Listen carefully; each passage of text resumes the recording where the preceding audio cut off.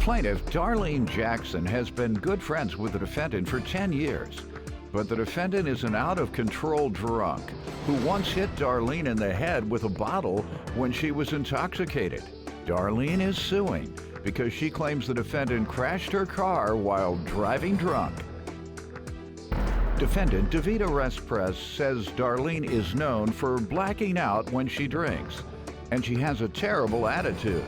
Davida insists Darlene is suing for more than she owes, and she's countersuing for emotional distress. All rise.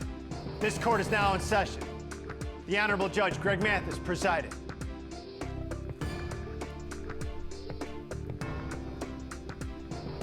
You may now be seated. Start with you. Hi, me and Davida have been great friends for over 10 years now or better. We grew up together. We party together, you know, we stay at each other's houses.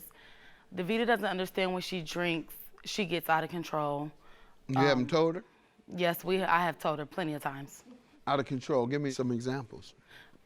Like, when we're drinking, she doesn't think she's wrong about anything. She likes to argue and have physical altercations. For example, we had a physical altercation. She hit me in the head with a Hennessy bottle. Why?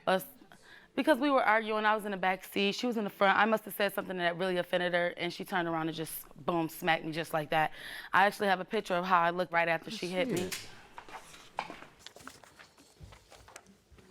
Some police or prosecutors could construe this as attempted murder.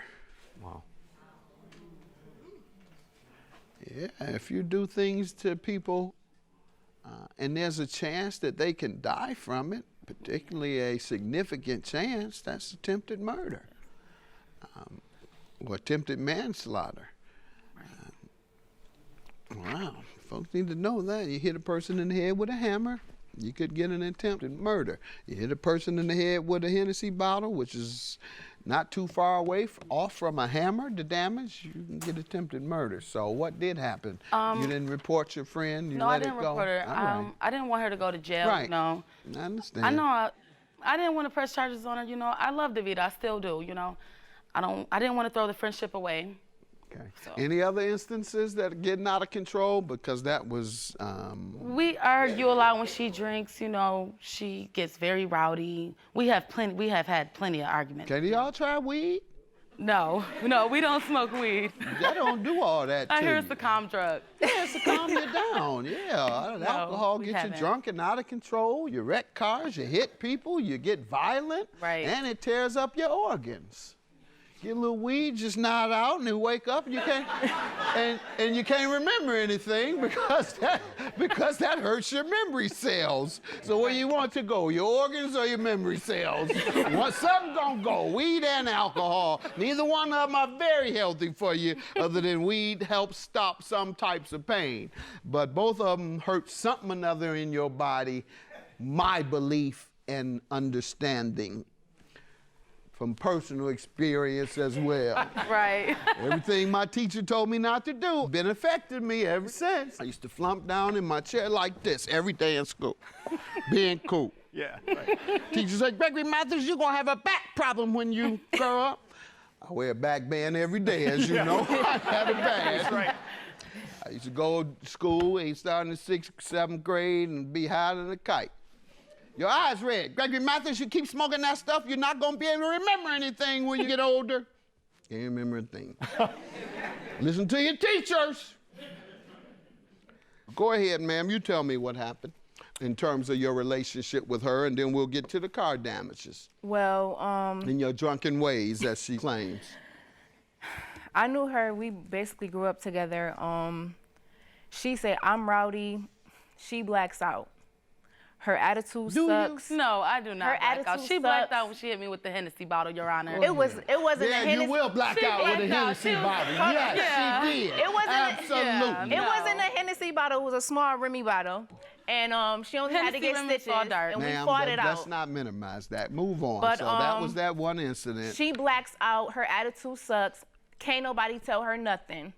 And if it's not her way, it's the highway. You all argue often? We argue all the time when we drink. Cause her attitude sucks. We all right when we not drinking, but when we drinking, you can't tell her nothing. You got any weed on you? I know you smoke that. I know that's your thing. You need to get them some of your weed, man. But yeah. Go ahead, ma'am. Tell me about this car damage. May 3rd, we were out drinking at a party, We were drinking at a party, and I felt too intoxicated to drive. So I told her, let's hurry up and go to her house so I wouldn't have to be out driving. Let's party at your house. We ended up getting to her house. I fell asleep. So she decided to take my keys while she was drunk to go do whatever she was doing and crashed into a pole. I actually have pictures of the damages and the pole. Yes, she was drunk. What type of conversation did you all have after that? We had some arguments, Your Honor. Thank you. About that? About the car and the damages. How soon after did you find out? I'm sorry, you may have said it. While I was asleep, she woke me up and said, oh, it's just a $200 fix. My dad is going to pay you for it tomorrow. And I went outside and noticed the damages. And I'm like, you know, that's way more than $200 worth of damage. Damages on this one. No, that's when I first got the car. All right, nice car. Thank you. It was. Nice Jeep. That's horrible. All right, so what was the discussion about repayment or paying for the damages? She said she was going to pay for it. I have text messages her saying that she was going to pay me for it. You tell me what happened then, ma'am. Okay, after I wrecked her car, I came to my house and I told her about it. The next day, she had came to my house. We talked it out as an adult, face to face, and I apologized to her sincerely. Like, I admit I was wrong, and I told her, I can't give it to you all, but I can give you payments on how much the damages is. And she went and got an estimate, and I told her, you know, just call me when you get the estimate and let me know how much it is. So she gave me the estimate and she told me how much it was. But then several weeks later, she texted me and said she found a guy that can do it for $2,200. And I said, okay, that's even better. So I was like, okay, that's fine. I can give you payments as soon as I start working. All right. Ma'am, her defense sounds like her only defense, because she's agreeing she owes you, is that you all agreed on $2,200. And how much do you say you all agreed on? Well, I went and got that estimate, and then after I knew she wouldn't be able to pay me right away, so I went and got another estimate, but it wasn't on paperwork, and he did say $2,200. But then the guy, my dog bit him in the face, so he told me not to come back on his premises, so I just didn't go back. I did tell her it was $2,200. Why did you take your dog anyway? Man, that's the first thing. Why would you get your dog out the car, your dangerous, vicious dog? In my defense, what, you were trying to get a lower price? No. That's a good idea. In my defense, that's a good he walked up to my car and pet my dog without any recognition. He's a pit bull. You don't do that. He put his hand inside? Yes, he put his hand in my car and pet my dog. And my dog bit him. Yeah, you don't want your car fixed by him. No, he told me not to come back. If he has that little common sense. Did you go anywhere else then? No, I didn't go anywhere else. Because having seen that someone would do it for $2,200, how much are you asking? You're asking her to pay $3,500 for something that someone else gave you an estimate of $2,200. And how much does the car value that? It was valued about $4,500. Okay. Yes. You had something else? Yes. I did tell her it was $2,200. I was being lenient with her because I wanted it to be affordable for her. But when I got on social media, she was out partying, drinking again, living her best life. So I said, oh, she's not worried about paying me right now, so I might as well go ahead with the full price.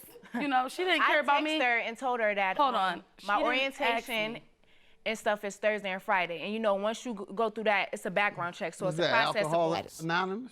Orientation? No, it's for my job. Oh. For my job. Once I started working, I said I was gonna give her the payments. And but you were out partying. Her car is worth only $2,867. Let me see that. I know you didn't tell me this, ma'am, and she has something that's gonna show me that. You show me something saying what you allege. The 45. He didn't give me that paperwork. He told me that right off head. He told you the value told me of right your car? offhand. He Yes, told he you did. the value of Yes, your he car? did. All Yes, right. he did, Your Honor. And he was wrong. I'm looking at the value here, and we're gonna have to stick with the price you all agreed on, and that's $2,200. And your counterclaim for $2,000 for emotional distress. What did she do to you?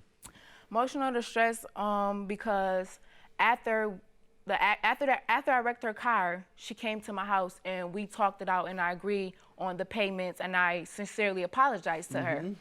But after that, it's been family and friends coming up to me saying, oh, you know you wrong for wrecking her car, after I admitted to saying, okay, I know I wrecked your car and I was wrong and I'm sincerely sorry. But she going on social media, you know, saying whatever. I'm not her Facebook friend.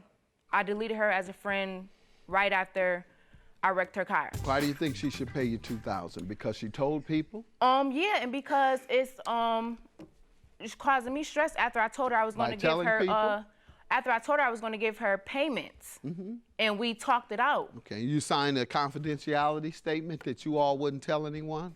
No. Did you sign a non-disclosure agreement saying that you wouldn't tell anyone? No. So she can tell anybody anything she wants about the factual occurrence with the damage to her car. She has that right, unless you had her agree to not tell anyone anything. She can yell it to the rooftop. She can post it every day. She can tell anybody she wants. Go ahead and say it. A million people will hear you today. We float around mutual friends. Like I said, we grew up together. So if they did ask me, we all hang together. I'm not telling a lie, am I, DeVita? No. Exactly. So Yeah, if they can know. You have a right to do it. I'm sure, Right. like you said, as a friend, you're only telling mutual friends. And you know how mutual friends gossip, even men. Let me and my buddies find out something about each other. We call another one immediately. Yeah. All right, judgment for the plaintiff for $2,200. Your claim is dismissed for emotional distress. Have a good day. No, I'm fine. I just want her to understand the seriousness of her actions while she's drinking, you know. I'm good with my judgment. I'm fine with that. I have nothing to say.